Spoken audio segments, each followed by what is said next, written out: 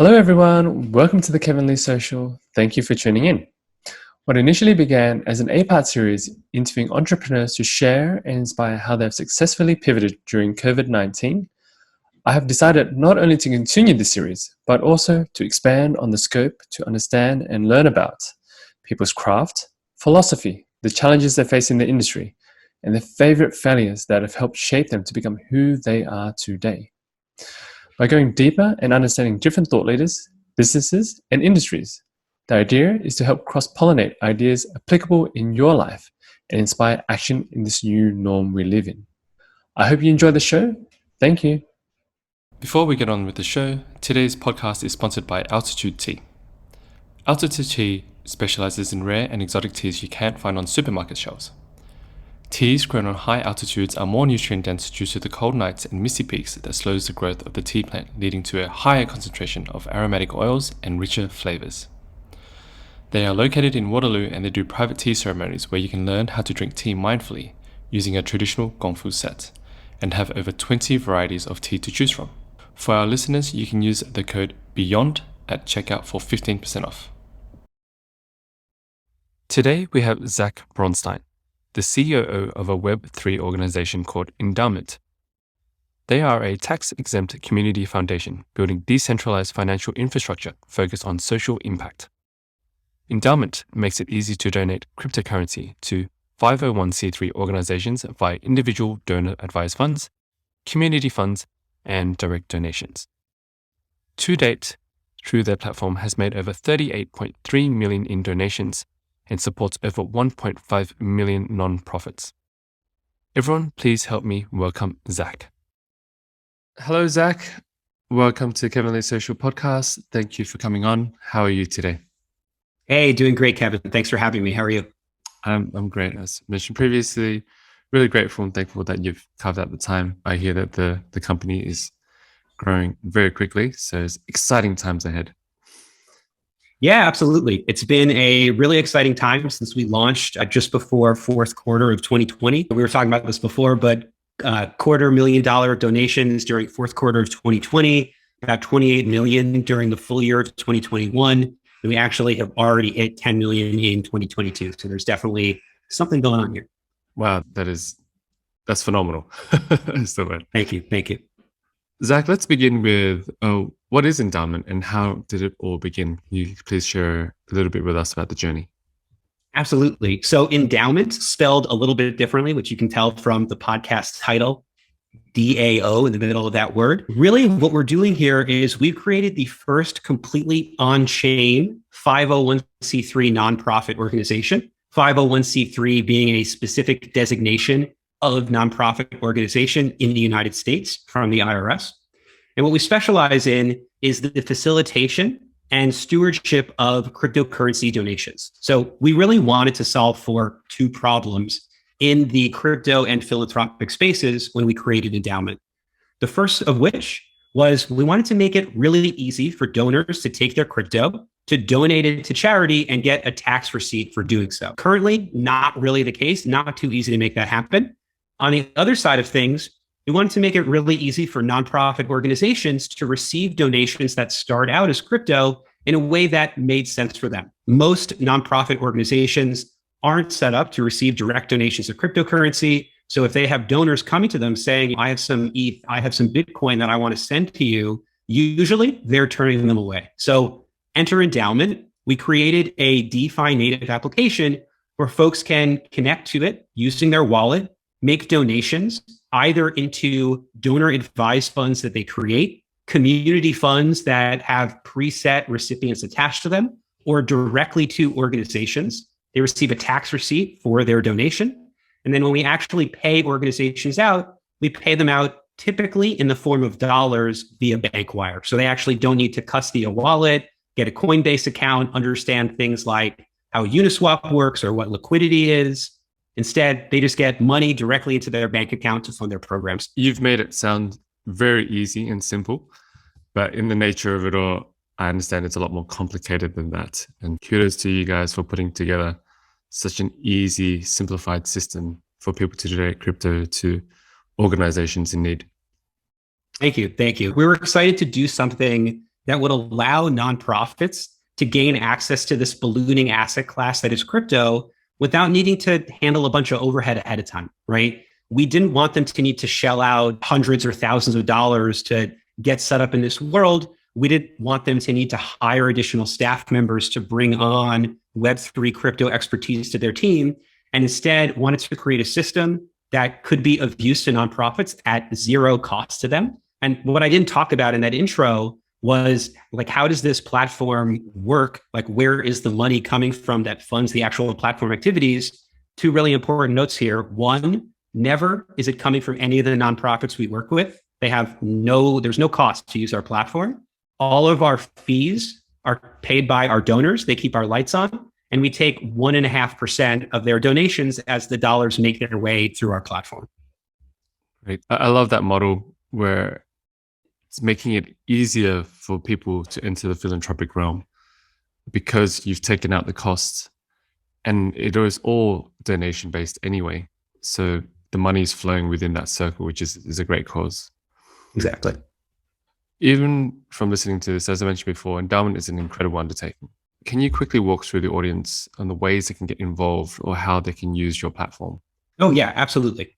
So we really serve two distinct audiences. First, I'll talk about the nonprofit organizations we serve, really straightforward way for them to get involved. So we have on our website information about every compliant 501c3 nonprofit organization that currently exists in the United States. There are about 1.5 million of them. And we've created an organization profile page for each of them that passes our diligence checks. And what that means is that there are plenty of organizations that are on our platform who we've worked with before and sent money to, and plenty more that we haven't.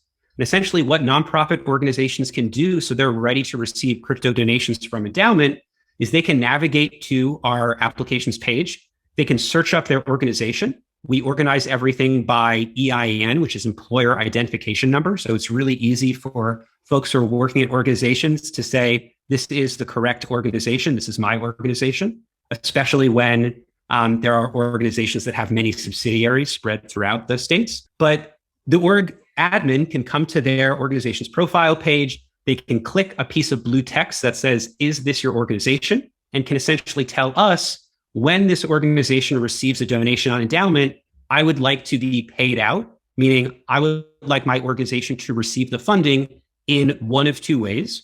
We allow folks to get set up with what we call a wallet claim, where we pay folks out in US dollar coin, or they can get set up with a wire claim. And that's what I was talking about before, where we pay folks out via ABA bank wire. So that's the first population of folks we serve, nonprofit organizations.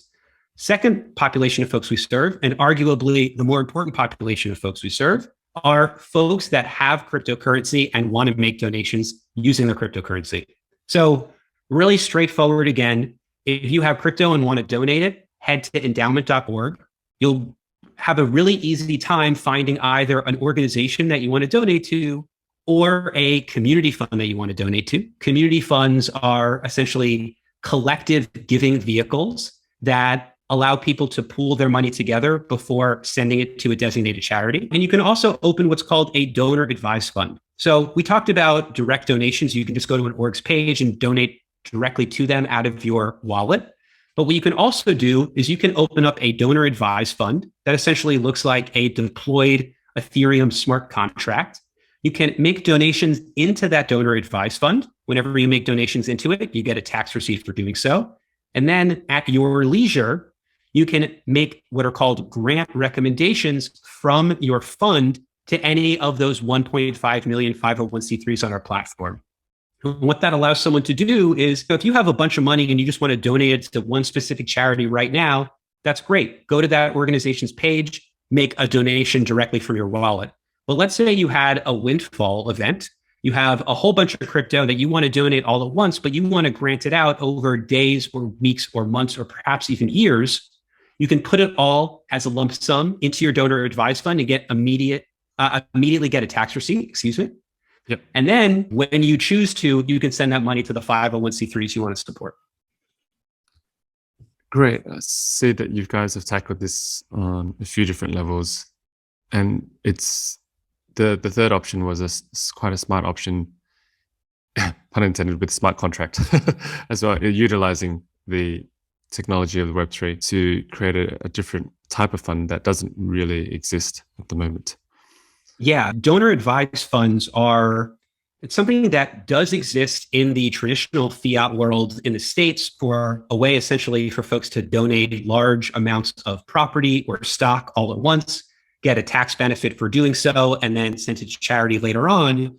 But what we've done is, in addition to taking this fund and moving it on chain in a crypto native way, we've also created the most transparent donor advised funds that exist because they're smart contracts on chain. So if a fund's address, you can look at that fund and you can see all dollars in, all dollars out. And that happens for kind of every interaction that happens on the endowment application is a Web3 Ethereum interaction, right? It's an Ethereum transaction, which means that anyone with sufficient knowledge of the Ethereum blockchain, use of an application like etherscan.io, they can essentially conduct a public audit of our organization to see where all funds are coming from, the tokens that we're receiving, us taking it to automated market makers like Uniswap to trade it out into US dollar coin, moving those US dollar coins into funds and then to orgs and then paying them out appropriately. I love that transparency that the whole Ethereum blockchain and this technology provides. That's something that we definitely do not get access to. So it's great. You guys are now providing that and people can do that. And so I wanted to quickly ask, since we're on that topic, with the organizations that are onboarding with you guys at the moment, is it only American organizations? So yes, currently we're only legally allowed to work with US-based 501c3 organizations. Yep. Luckily, what that does mean is that there are plenty of international organizations that have a taxable entity, a 501c3 entity in the United States, so they fall under this category. Doctors Without Borders, great example of this. They're an organization headquartered in France. They have a US-based entity, so we are allowed to send them grant recommendations or direct donations using the endowment platform.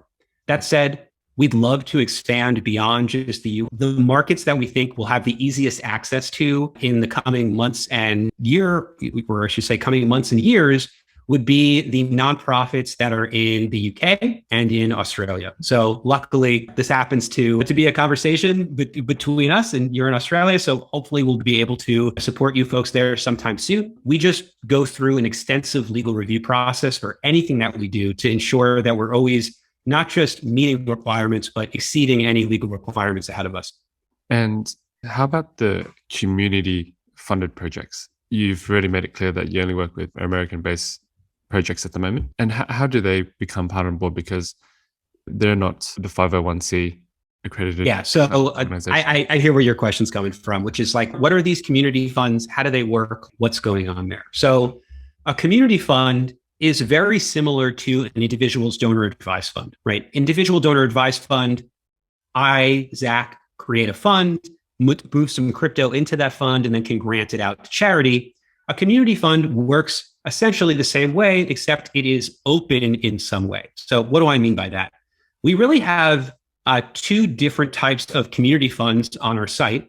One I'll call a special interest fund, and the one I'll call a protocol community. Protocol community fund would look something like a Web3 project or group of folks coming to Endaoment saying, we want to open up a community fund where anyone can donate into that fund and where we are voting on who's going to receive the grant recommendations from that fund on some platform like Snapshot. So a great example of this, we had the Rari team create the Rari Capital Foundation at Endaoment.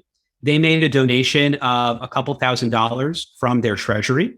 And then they went on Snapshot, created proposals on a monthly basis and asked their RGT holders, the Rari governance token, essentially the governance token over their platform, to vote on who would receive these funds, which was super cool. And that's like exactly what we're going for at Endaoment, creating an opportunity for community engagement on. The other type of community funds we have are special interest funds. And I think a good example of this is the Stands with Asians community fund that we stood up, I believe, in early 2021. I think it was March or April of 2021. Basically, a group of folks based out of LA got together after seeing some of the AAPI related violence that was happening because of the coronavirus, and they wanted to do something about it. They teamed up with a pretty famous NFT artist named People Pleaser. Were able to auction off an NFT for charity and then moved all that money into the community fund and opened up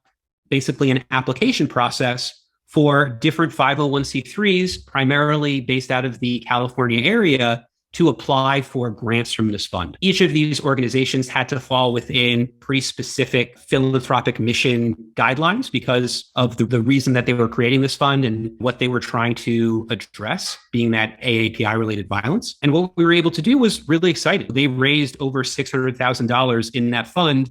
We granted it out in $25,000 segments to, I think, 24 different charities. And then we had each of those organizations come back and submit an impact report to the Stands with Asians group so they could see specifically what funds were doing and what impact they were having at these organizations. And I should mention, both of these type of funds, anyone can navigate to that fund page, connect their wallet, and make a donation. So people could see that, hey, the Stands with Asians Community Fund raised $650K on this NFT sale. They then came to that fund page and said, you know what, I want to contribute on top of that a little bit more to be a force multiplier here, add to the pot of funds that is going out to these great reputable charities that have been vetted by Endaoment. And on top of that, been vetted by this group called Stands with Asians. Yeah. I think that's a really great part to incorporate into the whole model. These community funds are growing so quickly around the world, and to have that double vet system with you guys, it gives a lot of people a lot more confidence as well and more awareness, since you guys are such a big platform now as well. Yeah, really appreciate what you guys are doing. Thank you. I appreciate that. At every turn, we're trying to make decisions about how we're running this organization that are most beneficial to the overall mission, which is the growth of the philanthropic crypto sector. I wanted to ask, what is the ultimate goal for Endaoment and where do you see it going? You've previously mentioned a little bit about expansion into the UK and Australia, but so what is the broader vision here? So the broader vision for Endaoment is really to embrace our namesake. So I mentioned at the beginning, Endaoment is spelled a little differently than you would expect it to be. Endaoment. We like wordplay, and that's part of the reason why DAO is in the word endowment, but it's more than that. We're hoping that we can build a decentralized financial vehicle that will allow the Web3 space to embrace philanthropy in a way that the traditional fiat space was really slow to do, and I would argue never really did. We're hoping that by building Endaoment in a native Web3 fashion, protocols and individuals in this space are thinking about philanthropy really early on, are not waiting to make lots of money or to grow their protocol to such a large size before saying, oh yeah, I guess we could do a little bit of philanthropy or a little bit of donating. Right? That's what happens in the fiat space, where an organization is not going to be philanthropic until they get pretty sizable. And at that point, it's usually a senior vice president saying, this is my pet project. You can donate or volunteer here. We think we can do better there. So we want to create this decentralized financial giving vehicle that allows folks to participate in essentially philanthropy, however makes sense to them. Maybe they want to give directly to an organization. Maybe they want to participate in some kind of collective giving. Maybe that looks like a community fund. Maybe it looks like a role in governance over the endowment platform itself and determining how we set fees, which organizations we onboard, where we are, spending our time and effort in terms of expanding our products. And beyond that, we're also looking for other philanthropic vehicles. A great example of this is a charitable remainder trust. So donor advised funds, really straightforward. You put money in, you send it to charity at the end of the day. There are, however, more complicated giving vehicles that are also of interest to us. Our charitable remainder trust allows someone to take a windfall, put that windfall into our charitable remainder trust to designate individuals as well as nonprofit organizations to receive payouts from that trust and receive basically certain tax benefits when they're doing this. It gets quite complicated, and CRTs are a little bit more of a bespoke financial vehicle, but it just gives you the idea of the kind of ways we're looking to expand. And to put it really simply, where we're going here is we want to be DeFi's community foundation for all things philanthropic. Again, you have put it very simply, I think, for a topic that's very complicated. And it really is. Kudos to you guys for taking the time to really curate this copy that you guys have put together, because me digging through this space, I can find myself confused at many points, and to eloquently put that all together and explain it to someone who's very new to it like myself and understand it is incredible. Thank you. Thank you. I appreciate that. I come from... I had many jobs before I got to Endaoment, but one of them, or a number of them, were in teaching roles. So I'm a big believer that if I can't explain it, it means I don't really understand it well. So this is, a great opportunity for me to practice and really test myself to make sure that I have all this in hand. So I appreciate it too. You got this, Zach. Thank you. Thank you. Zach, being an early adopter in the whole crypto and Web3 space, how are you navigating this space? And do you see any complications that may arise, it all being very new? For example, you mentioned that on the broader scale, you wanted to become essentially a more decentralized system, which is a lengthy path at this point in time. From what I understand, it's not as simple as it sounds to simply become completely decentralized at a whim. There's so many things that you have to decide on, like governance rules and how to really make it completely decentralized. Yeah, so let's dig in there, because I think you're exactly right. There is this lofty goal that I just shared and that a lot of different protocols share, where they say, we want to move toward a more decentralized structure. That's great. And I think that if you're in the Web3 crypto space, you probably have this in your head somewhere rattling around. How do I move in this direction? And for us, the way I think about it is taking individual items, moving them to a decentralized or on-chain mechanic, and then finding new items and moving them on. And really, that's all you can do is take little bits of once, move it on-chain, figure out how to decentralize ownership of that particular item, and then move on to the next one. So a great low-hanging fruit example of how we want to move stuff on-chain is we're a 501c3 nonprofit. That means that we have a board, as all nonprofits do. We want our board votes and our board meetings to happen on chain, so that so we're being really transparent, that information that's being shared in those meetings is accessible to anyone publicly, and that folks can look at the minutes and see what's going on and what these board members are talking about. So that's moving things on chain, not quite decentralization. But having those votes on chain means that we could move toward a decentralized structure of electing members of this board. If they're on chain, it means people have a good idea for what they're doing, what they're saying, what they're in favor or not in favor of.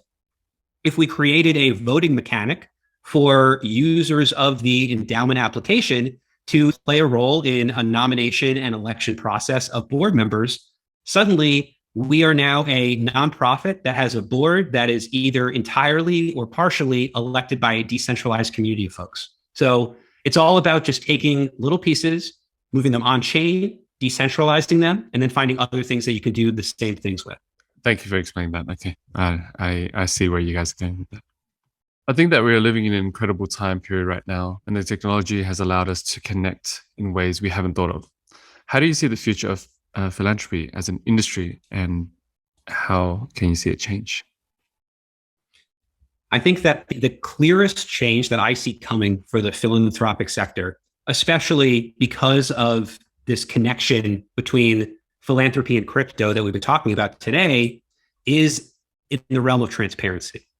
Nonprofits really like transparency, and donors to nonprofits really like that as well, right? Nonprofits are publicly filing IRS Form 990 every single year, which says, where did all this money that we got come from? All the money we spent, where did it go? Did we make donations to other organizations? Who are we working with? What are we doing? What is our mission? All this really great information, right?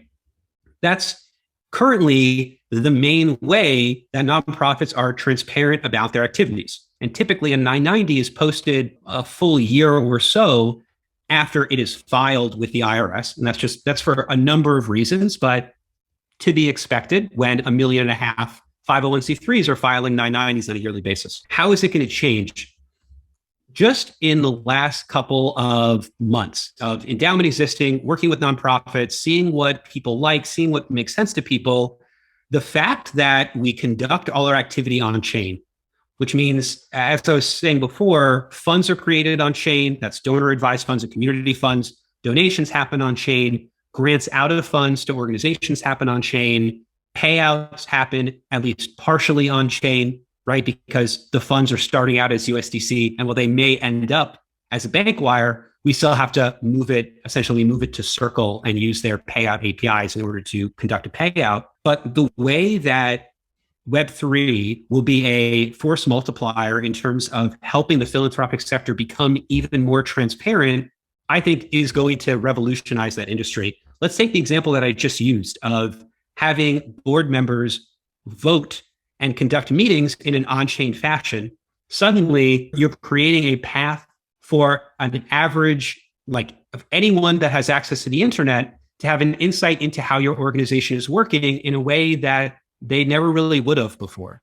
While board meeting minutes are sometimes shared for the donor base of a specific organization, I don't know of any organization that keeps as detailed a record as we hope to when we move our board on chain and have their meetings and votes be conducted on chain. I just don't know that exists in the nonprofit industry currently. And I'm excited to give the nonprofit industry a tool to double down on their commitment to transparency. I love that, because that's always been an issue I've had with charities in the past, and I'm not alone in that thought, as you can imagine. With these charities raising all these funds, it's then how do you really know where the money is going? Like, how much is getting paid into admin fees or marketing fees and etc. How much are they actually using up, and how much money actually gets to the people or communities or groups in need? And that's what I love about your platform, is that when I've scrolling through some of the orgs and communities, it breaks everything down, making everything so transparent. Where is the money going? How much is being spent, and so on. And yeah, I can see how that will disrupt the philanthropic industry, but at the same time for the greater good.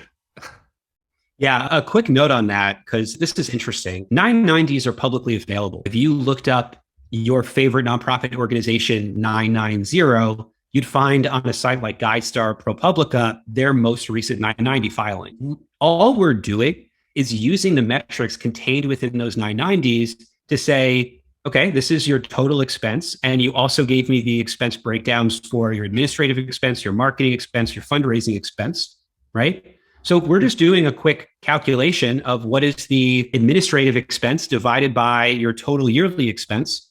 And suddenly you get the percentage for admin related fees, right? These are numbers that they're gettable by an everyday person if you know where to look and you choose to look there. And all that we're doing is trying to surface those numbers and make it really clear to folks like you who are concerned about how is this money going to be used, exactly where those dollars are going to be spent, or our best estimate of where they'll be spent based on how this organization spent money last year. I think that's very helpful. I didn't know that was common knowledge and it was gettable, but it's not easy to find, right? Not to toot my own horn too much, I went to graduate school for nonprofit management, which is how I know where all these items live. And a lot of what we talked about in the program I was in was how to look at a 990, decipher it, and get lots and lots of good information from it. That's not something I think the everyday person is expected to know. And I think our job at Endaoment is figuring out the right information to pass along to donors in a really easy to digest way. Yeah, absolutely. And now, since we're on that topic, I'd like to ask you a little bit more about how Endaoment vets these organizations. And you don't have to go into every granular detail. It's an head overview, or as much as you like to share is fine. Yeah. High level overview. We really have two levels of diligence that we do, or vetting that we do for any organization. So first level of vetting is automatic in nature. And is based on really the US government. So we rely on the US government to determine who is a qualified 501c3 organization.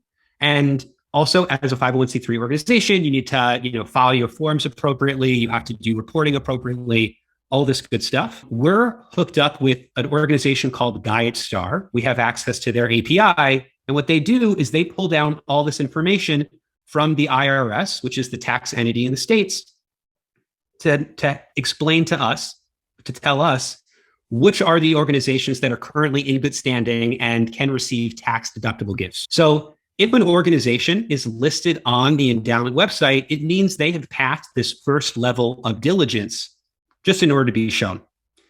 On top of that, anytime that an organization is receiving any kind of donation on platform, if it's the first time or if it's the fifth time, but especially if it's the first time, we're looking into that organization to make sure that they conform to our funding policy. Is essentially boilerplate text that says that we do not support organizations that traffic in hate speech or misinformation, but otherwise we are essentially organization agnostic, provided that any organization that someone wants to give to passes that first level of diligence. They show up on our site. We look at their organization. We look at their 990. We see the kinds of things that they do. They conform to our funding policy. Great. They're approved and people can send them funds. Great. Great. Thank you for sharing that, Zach. It's because I've never understood how they've vetted, and it's good to get a perspective from someone in the industry to share with the audience how it all works. Yeah, that said, I think it's important for your audience to know there is a wide range of what is acceptable in the nonprofit world. And there are absolutely organizations that are doing all the right stuff and that you would look at and be like, you guys are great.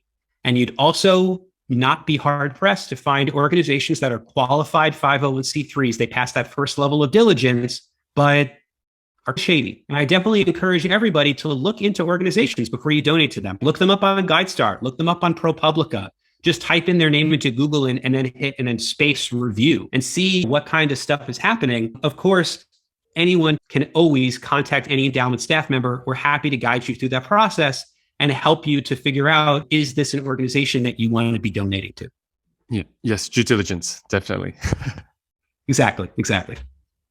Being in your position, you get to onboard so many different organizations and different community funds. From your perspective, I want to see if you had seen some really unique applications or something creative, some fun projects. It doesn't have to be fun, but just something that you thought was interesting. Does anything come to mind for you? Yeah, one does in particular. I think like the NFT activity on our platform has been super exciting. And what do I mean by NFT activity? We have folks that are minting NFTs, sending them to us, and then saying, auction this off, and whatever you make, send it to this charity. We have other folks that are setting up their NFT smart contracts to automatically pay endowment when they sell their NFTs. And then again, they're saying, move this into my donor advised fund, move this to this organization, et cetera. What was really cool that happened in late November of 2021 is Art Blocks, which is a really fantastic NFT platform that focuses on procedurally generated art. The leadership team of that platform came to us. They opened up a community fund. They made a donation of about $750,000, if memory serves.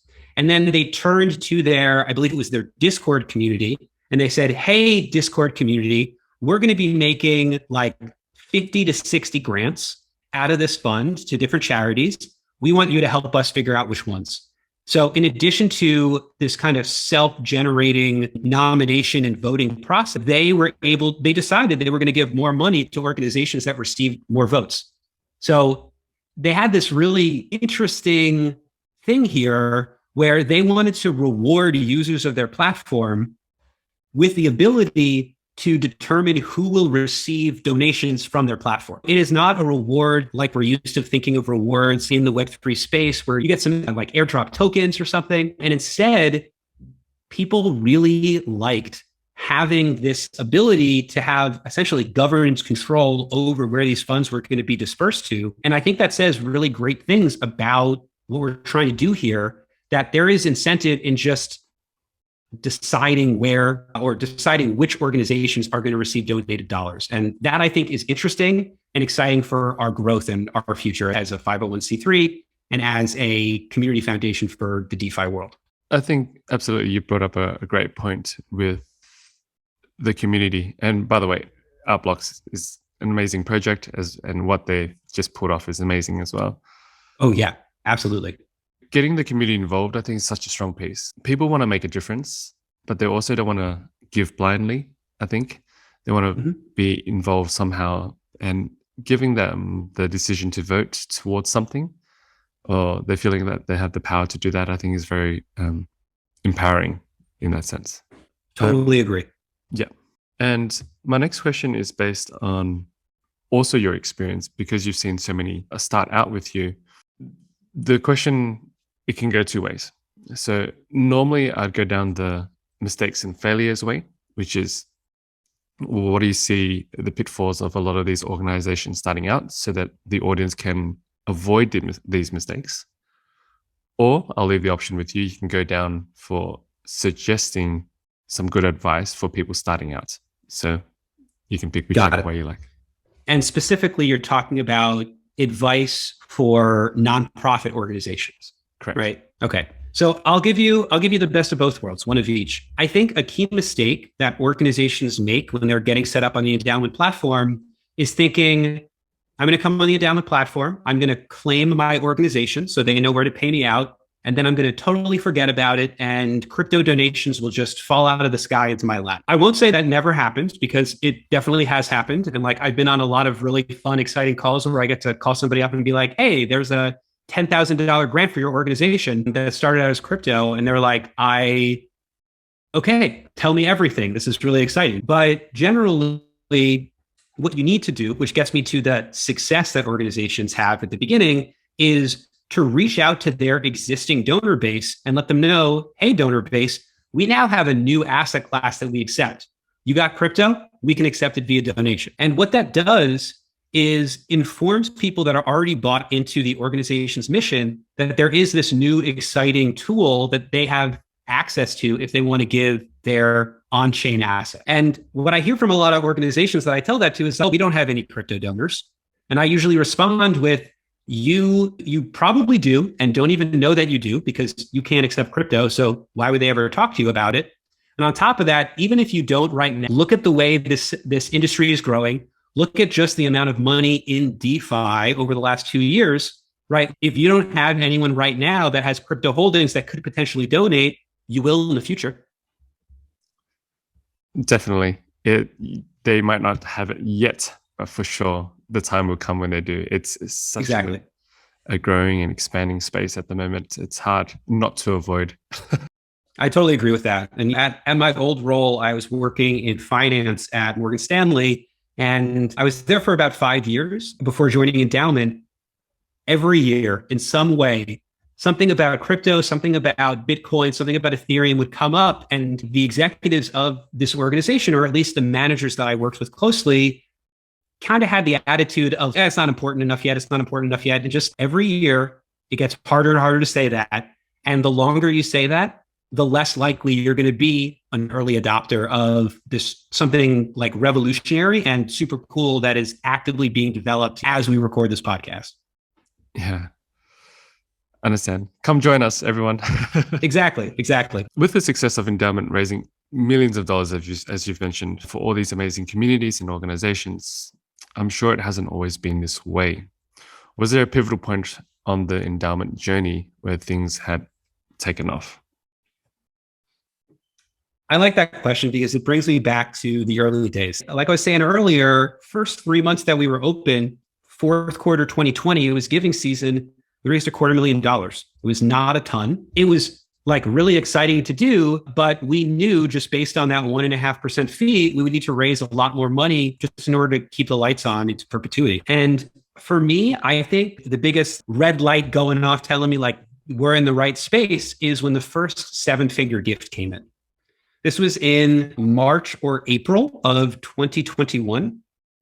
And we had 0x Maki from the SushiSwap dev team come over and want to open up a SushiSwap community fund. Basically, They had made a nice chunk of change on the sushi token, wanted to make a donation of that token, and wanted to support a number of different organizations that the leadership team, in tandem with some members of their community, were really excited about.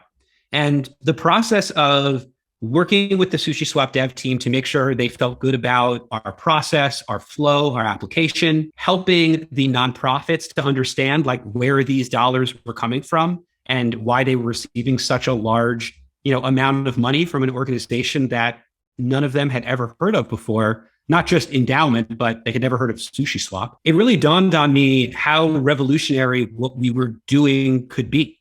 That not only is this going to make life like easy for people that want to receive donations that start out as crypto but end up as dollars, but just like the sheer amount of desire that people have in the Web3 space to do something like this. We've seen over the course of the last few years, single individuals like Vitalik have shown that crypto philanthropy is not a 7 or 8 or 9, but a 10-figure industry. In one transaction, a 10-figure industry. So like clearly there is so much energy here that shouldn't be capitalized on. And I think my favorite thing about working in this Web3 space is just like so many people that I talk to are so dedicated to finding a philanthropic outlet for some of the funds that were generated here that all signs point to yes. Clearly, like there is a confluence of this application, like the way that kind of DeFi applications work, the ethos that is Web3 and also that is philanthropy and the way they overlap and the timing of this all coming together. Clearly, this is an opportunity to build a philanthropic crypto giving vehicle that has never existed before. And I'm just so excited to be involved in that process. I agree. There's so much energy and like money flowing through, like cryptocurrency is just flying everywhere in that space. And I think your timing with the whole project was also key, that you guys existed at a time where such an explosion of the NFT industry, exchange of like resales and the money that's been flowing around is incredible. And there's some individuals that come into such great windfalls that they want to do better in the world, but they're not sure how. And simply looking over to you guys and seeking advice from you guys, it makes so much sense to have you guys as an arm to help make that benefit to the greater good. Or else it becomes almost too difficult to go, okay, who exactly should I give it to? What should I do? Et cetera, et cetera. And then once, even if you know who you want to support, going to an organization, Stan's Endaoment, and asking them not just to figure out how to accept the gift, but to appropriately receipt you for that gift and file the tax forms to make that happen can be pretty confusing for someone who's not well versed in the right way to denote cryptocurrency gifts. And our goal is to abstract away some of the pain from the donor side and also abstract away some of the pain from the nonprofit side, take care of all that administrative work in the middle, and then make it really easy. Just make a donation and receive a wire payment. Yeah, nice and simple. I love what you guys do so much. It's so it's revolutionary, and I can't wait for it to continue expanding all around the world. That would be amazing. Thank you. That's certainly our hope. And as far as we think about it, like sky's the limit. We're just going to keep pushing on it and growing and doing as much as we can to steward dollars from cryptocurrency into philanthropy. That's right. And the more that you guys continue to do this, the more recognition, but also trust that's building in the brand. So people will continue to look to you guys for this kind of work. Thank you. That's our hope. We want, no matter what people want to do in the Web3 space that has a philanthropic angle, we want folks to think about Endaoment. And even if we don't end up doing anything that leads to program revenue ending up in an Endaoment wallet, we want to help people to figure out the right way to pair the Web3 world with the world of philanthropy that benefits everyone involved. Yeah. And so talking about Endaoment, is there any exciting additions coming to Endaoment in 2022, end of 2022 or early 2023, do you see? Or if you can share? Yeah, so I can. I'm going to be a little bit vague about it, but I can absolutely share. We're currently in the process of creating version 2 of the smart contracts that underpin our giving ecosystem. And some things that we're looking at are opportunities to utilize the USDC that's sitting in your donor advised fund or in your community fund more so than we do now. Currently, when you make a donation, let's say you come onto platform, you have a donation you want to make, which is 5 ETH. So currently, or last time I checked, about $15,000. You move that into your donor advised fund. We trade it out for USDC and we move it in there. And essentially what happens is it sits there as US dollar coin until you grant it out to a charity.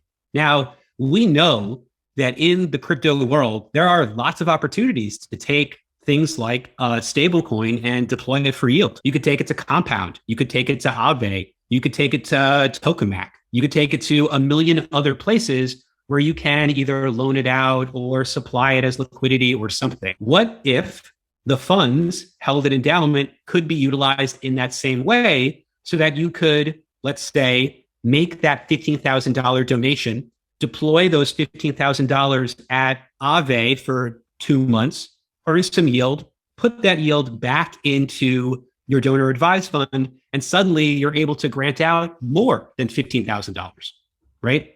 Figuring out the right way to do this in a legal and compliant way is tricky because, again, we don't want to just meet the legal requirement. We want to exceed any legal requirements to really be beyond reproach. So there's definitely a lot of like engineering and legal lifts that we need to get through here. But something like investable donor advised funds is where we're headed. That's a really cool idea. I really like that one. Pretty much putting the funds away, staking it, getting interest, and then being able to invest an even larger sum when you're ready. It's exactly one idea that we talked about and we don't have the funding for, but we were like, wouldn't it be so cool to stand up and if we could raise 32 ETH of donations, what if we stood up an endowment validator and we just had any funds earned on that validator that move that into an endowment fund, right? If people are just listening and not watching, I'm doing air quotes around that second endowment, have the ETH made flow into this fund that we can then grant out to charities. But there are lots of different and interesting, exciting things that you can do once you allow donor advised funds to be invested in some way, because suddenly you can create a perpetual giving vehicle. And that's really cool. Yeah. It clicked when you were talking about that. And I was like, yes, it's that, continuity and perpetuity, constant payout of a charity that never ceases to exist, pretty much, that would be amazing.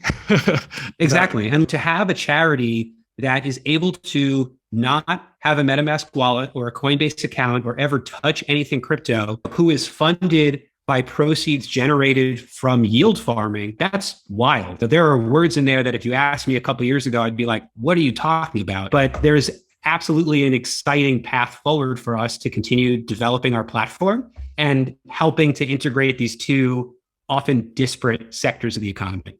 Yeah. Yeah, that's really cool because you can even compound that with the royalties that individuals make from the NFT sales as well. For those who are willing to give that away, you can double down on that X percentage combined with the perpetuity and that allow that to compound and double grow, which is incredible. Yeah. And on that note, something else we are working through is what if we could have organization smart contracts that could be set as the recipient for those secondary purchases of NFTs, so that anytime this particular NFT is sold, 10% of that sale goes to, for example, the carbonfund.org foundation on Endaoment. And suddenly, again, you've abstracted away all the pain and you're just creating a perpetual funding vehicle for a nonprofit that doesn't have to be involved in crypto. Yep. Wow. That's exciting. I'm really excited you've got me all perked up energy-wise this morning. I love it. And so now we're reaching towards the more tail end of the podcast, which is more geared to a bit more some quick personal questions, or maybe not so quick, but more questions geared towards you, Zach. Something I've been thinking about is the understanding of why people get into philanthropy. And I wanted to understand or ask you, why did you get into this? And the more general answer, of course, is to help people, but I wanted to hear your version of it. Yeah. So it really started when I was a teenager. I participated in different youth group activities and activities through the overnight summer camp I went to, where I was always strongly encouraged to do some type of community service work. And there was definitely a time as a kid, like really before the teenage years, let's say 10 to 12, 10 to 13 kind of times, where that didn't necessarily appeal to me. And I couldn't wrap my head around, like, why would I spend my time doing this? But pretty early on in my high school experience, it was actually when I went to a food pantry in Paterson, New Jersey. And I remember this like really specifically, that it became super crystal clear that there are people out there who really need help. Plain and simple. There are people out there who need help, who have it significantly harder than I do or ever have. And it kind of hit me that it's my responsibility to do something. And yeah, doing things made me feel good, got me excited. Like doing that kind of activity, like with my friends, was always like fun. And I was never going to shy away from that. But I always felt the responsibility to do something. And that kind of followed me throughout life. I was talking about before, I went to graduate school for nonprofit management, and it was not a free degree. Like I paid a bunch of money for that because I really wanted to figure out how I could be a professional in this world and do something to give back. After I got that degree, I went to go work for Morgan Stanley in finance for 5 years.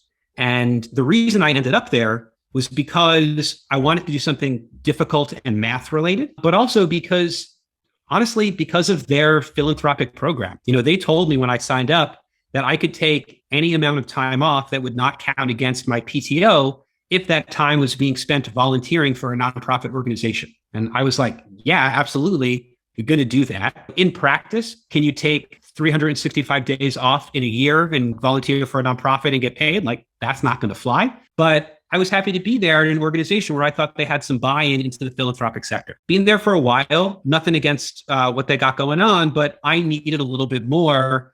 And for me, like why I'm here and what I'm doing is I know personally that I need to spend my time doing things that are impactful and are important. And I feel a responsibility to do that. And I don't think that, like when I've had other jobs that have not been philanthropically related, I feel I'm doing this so I can get paid.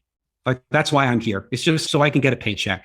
And there's got to be something more than that, because if everyone in the world is just doing the thing because that's the way that they make the most money, like that is not going to be a happy world for anybody to live in. And if instead, just even a small subset of people are focusing on the like important, impactful, positive work to do in the world, but it's going to make the world a brighter, shinier, happier place. And I want to be a part of that. I think I'm struggling with this answer a bit because the real answer is I won't allow myself to not do something philanthropic because that seems like a waste of time. Thank you so much for sharing your story and your thoughts and your journey, Zach. It's not an easy question. I think it's a lot more, it's a lot deeper than people think. It's especially on the spot as well. No, thank you for that. I appreciate that. Yeah, absolutely. And I will also share, I'm here because, and I'm here and not at a typical nonprofit because the way that we're able to put together like cool bleeding edge technology and that philanthropic element that's so important to me is exactly what makes this. I couldn't have architected a better organization or role for me at an organization to be in than COO at Endaoment. Yes. And I can see that oozing out of you, that passion, that energy, that drive. It's like you're made for this. Thank you very much. And some really quick questions to finish off the podcast. Do you have a favorite book you'd recommend? Yes, absolutely. Andy Weir's latest novel, which is a fiction book called Project Hail Mary, was incredible. I went on my honeymoon about not that long ago, like 3 or 4 months ago. Read the whole thing in the first like 2 days or so of sitting by a pool. But it's like it's a great story that I'm not going to say anything about because I don't want to give anything away. The sense of discovery that you have from page 1 to like the end of the last chapter is unrivaled in any science fiction or fantasy book I've ever read. New one on the list. Thank you for that, Zach. Yeah, no problem. Enjoy it. Enjoy it. Are there any new beliefs or behaviors that have had a positive impact in your life in the recent years? I think that here's a good example of this. So I've been married now for just under 2 years. I got married in August of 2020. We're one of those couples that had a backyard pandemic wedding with like our parents, and that was it. And I think in the process of planning a wedding, that wedding getting canceled, the wedding was originally planned for May of 2020. Obviously, it did not happen. I won't say that this wasn't something I thought of before, but gave me a new perspective for the way that you should expect things and the way to be grateful for things. And that, like, even more so, it's really important to live in the moment, to be grateful for what you have now, to pay respect to what you have now and the people that give you their time and energy in this moment, because we don't know what's coming. 2 years ago, nobody, or I guess 2 years ago was 2020. So 3 years ago, no one knew that the coronavirus pandemic was going to take over the world in the way that it did. And it's not really possible to plan for stuff like that to happen. And because of that, it reminds me not to think about the future and not to live so much for tomorrow, but you got to enjoy yourself now. Because we didn't know the last time that we were out to dinner that would be the last time we went out to a restaurant for over 12 months, but it was.